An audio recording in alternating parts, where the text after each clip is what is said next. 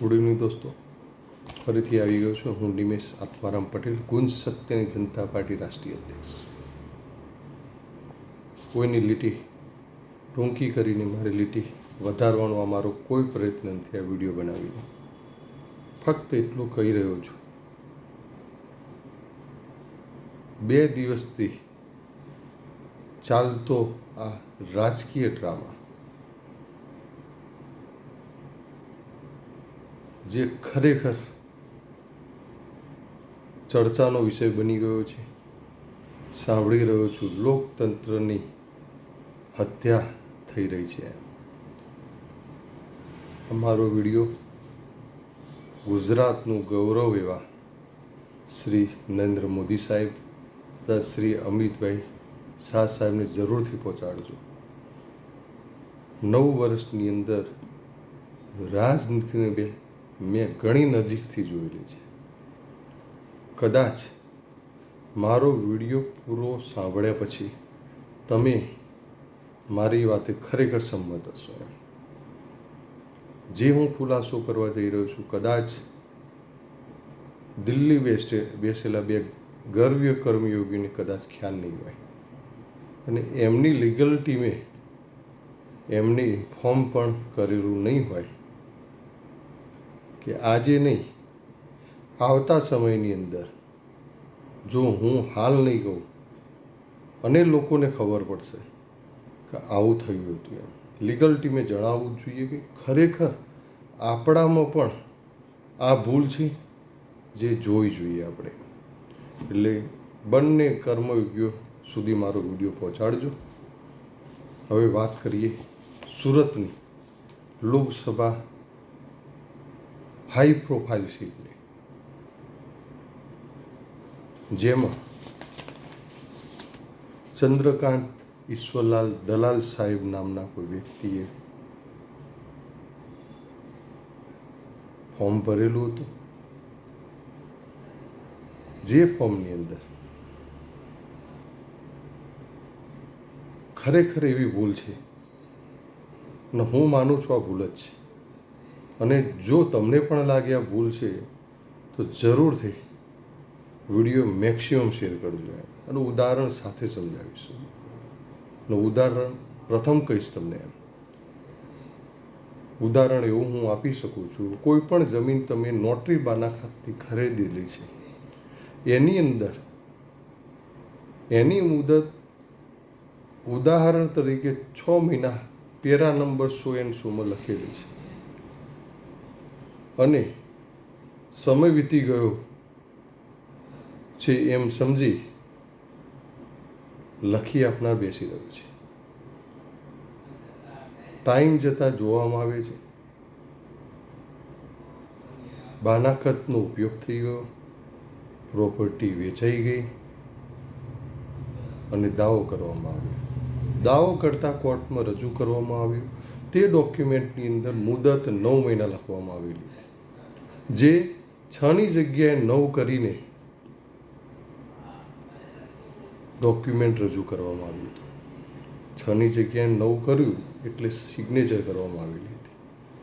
હવે મુદ્દાની વાત છે, ખરેખર કોઈ પણ નોટરી ડોક્યુમેન્ટ કે રજિસ્ટર ડોક્યુમેન્ટ હોય, હું એવું માનું છું જ્યાં સુધારો કર્યો હોય તે તે અધિકારી, એટલે કે નોટરી ડોક્યુમેન્ટ હોય તો નોટરી શ્રીની સુધારો કરેલો હોય ત્યાં પ્રથમ નોટરી શ્રી સિગ્નેચર કરાવે છે એમની રૂબરૂમાં. પછી નોટરી શ્રી પણ તેને સર્ટિફાઈડ કરે છે કે મારી રૂબરૂમાં કરેલી, એની નજીકમાં એમની સહી હોય જ કે નજીકમાં મારી સિગ્નેચર એટલે છે કે મને ખબર છે કે આ સુધારો કરેલો છે. કહેવાનો મતલબ એટલો જ છે, 6 થી 9 આવડો મોટો ફરક પડે છે. તો હું હાલ જે કહી રહ્યો છું તે ડોક્યુમેન્ટ ખરેખર ધ્યાને લેવા જેવું છે કે નહીં એ તમે કહેજો. શ્રી દલાલ સાહેબના રજૂ કરેલ નોટરી ડોક્યુમેન્ટના પેજ નંબર 17 ઉપર પેરા નંબર 10માં મારી શૈક્ષણિક લાયકાતો નીચે પ્રમાણે છે તેના મુદ્દા નંબર 2માં એક સુધારો કરવામાં આવેલો છે.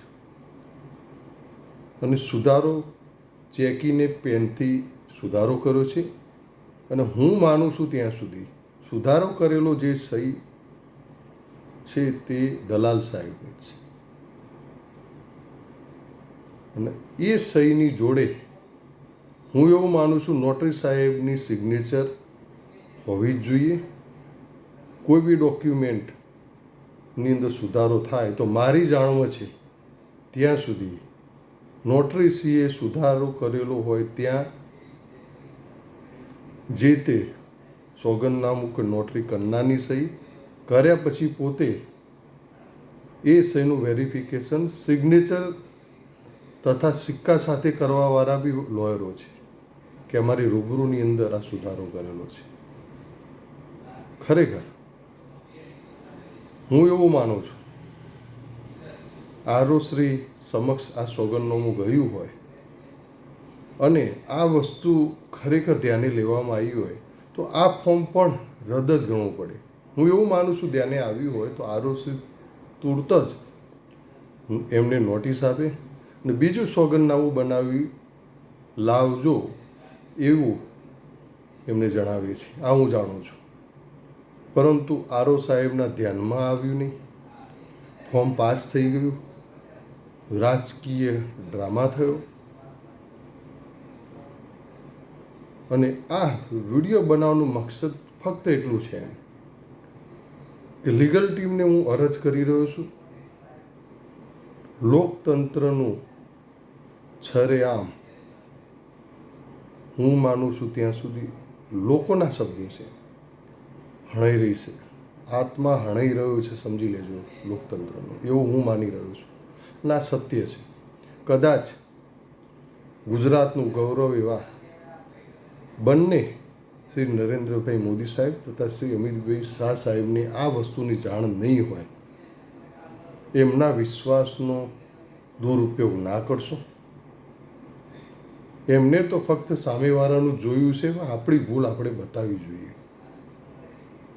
આવતા સમયની અંદર તમને મને કોઈ નહીં કહે પરંતુ લોકતંત્રની જે ગળું દબાયું એવો ઇતિહાસ કદાચ આ જ રીતે મેં જે વસ્તુ જોઈ છે એ આવતા સમયની અંદર કોઈ જોશે ને બોલશે તો એમની બંનેની મહેનત ઉપર પાણી ફરી વળશે. એટલે ખાસ મારી નમ્ર અરજ છે લીગલ ટીમને આ ધ્યાને લો અને હું માનું છું ત્યાં સુધી સ્વીકારી લેવું જોઈએ. જો ભૂલ લાગે તો એમ હું કહું છું એ ખરેખર સત્ય છે અને તમને લાગે કે આ મારી ભૂલ છે તે ખરેખર સુધારી લેવું જોઈએ. અને ફરતી સુરતની ચૂંટણી મતદાનથી થાય એવો રસ્તો કાઢવો જોઈએ એવું મારું માનવું છે. હું તમને આ વિડીયોથી બતાવીશ. પેજ નંબર 17 પેરા નંબર 10ના મુદ્દા નંબર 2 મેં હાઇલાઇટર મારેલા છે. તમે બી નોટરી જાહેર સંપત્તિમાં છે. તમે નોટરી ડાઉનલોડ કરી શકો છો આ ડોક્યુમેન્ટને. તમે તાત્કાલિક જુઓ. જે પણ આ મારો વિડીયો જોયો છે ખરેખર ફોરવર્ડ કરજો. કદાચ આપણે લોકતંત્ર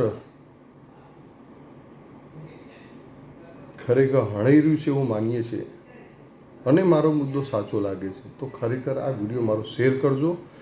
અને ગુજરાતનું ગૌરવ એવા શ્રી નરેન્દ્ર મોદી સાહેબ તથા શ્રી અમિતભાઈ શાહ સાહેબને જરૂરથી પહોંચાડજો. એ ખરેખર સાચો નિર્ણય લેશે. ખરેખર સાચું લે એ મને વિશ્વાસ છે. જે પેજ નંબર 17 મુદ્દા નંબર 10 મારી શૈક્ષણિક લાયકાતો નીચે પ્રમાણે છે. એની સામે મેં હાઇલાઇટર મારેલું છે. આપ જોઈ શકો છો. ખરેખર આ જગ્યાએ નોટરીસીની સહી હોવી જોઈએ એવું તટસ્થ મારું માનવું છે. આ વિડીયો વધુને વધુ શેર કરજો. ગર્વ થશે તમને આ ગુજરાતી પર.